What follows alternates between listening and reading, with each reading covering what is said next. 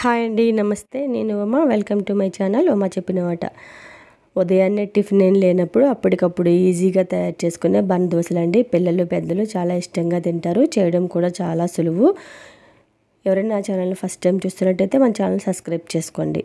ఇప్పుడు ఒక mixie jar తీసుకుని అందులో బొంబాయి రవ్వ వేసుకోండి. ఒక కప్పు బొంబాయి రవ్వ, సుజీ రవ్వ, ఉప్మా రవ్వ అని కూడా అంటాం కదా. ఏ కప్పుతో అయితే బొంబాయి రవ్వ తీసుకున్నామో అదే కప్పుతో హాఫ్ కప్పు పెరుగు తీసుకోండి. పావు కప్పు చోడుపిండిని కూడా వేసుకోండి. ఏ కప్పుతో అయితే మనం రవ్వను తీసుకున్నామో ఆ కప్పుతో వాటర్ వేసుకోండి. ఒక కప్పు వాటర్ అయితే కరెక్ట్గా సరిపోతుంది. ఇప్పుడు దీన్ని మిక్సీ పట్టుకోవాలి. మెత్తగా ఎంత వీలైతే అంత మెత్తగా రుబ్బుకొని తీసుకోండి.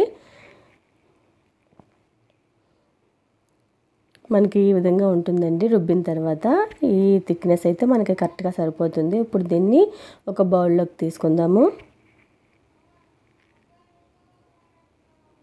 బౌల్లోకి తీసుకున్న తర్వాత ఇందులో చిన్నగా కట్ చేసుకున్న ఉల్లిపాయ ముక్కలు, ఒక ఉల్లిపాయ అయితే సరిపోతుందండి. ఒక టమాటాని ఇలా చిన్నగా కట్ చేసుకుని వేసుకోండి. ఇలాగ పచ్చిమిర్చిని కూడా చిన్నగా కట్ చేసుకుని వేసుకోండి. కొత్తిమీరని ఇలాగ చిన్నగా కట్ చేసుకొని వేసుకోవాలి. ఇప్పుడు ఇందులో రుచికి సరిపడినంత ఉప్పు కూడా వేసుకోండి. ఇందులో కొద్దిగా జీలకర్ర వేసుకొని దీన్ని బాగా కలిసే విధంగా కలుపుకోవాలి.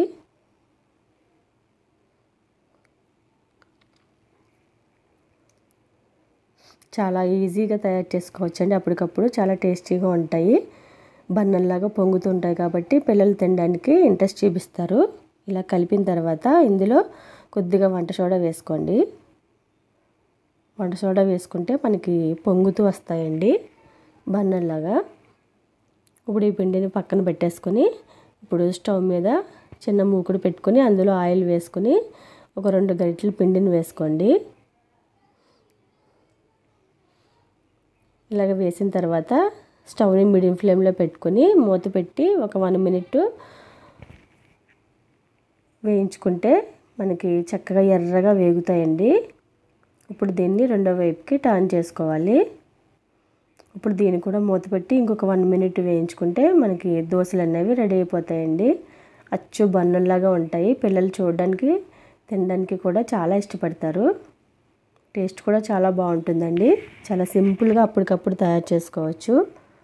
ఇలా 2 వైపులా బాగా వేగిన తర్వాత ఒక ప్లేట్లోకి తీసుకుని అదే మూకిల్లో కొంచెం ఆయిల్ వేసుకొని మిగతా పిండిని కూడా వేసుకొని ఇలా 2 వైపులా మూత పెట్టి స్టవ్ని మీడియం ఫ్లేమ్లో పెట్టుకుని మూత పెట్టుకుని మనం అటు ఇటు టర్న్ చేసుకుంటూ మిగతా వాటిని కూడా ఇలాగే సేమ్ ప్రాసెస్లో వేపుకొని తీసుకోవాలి.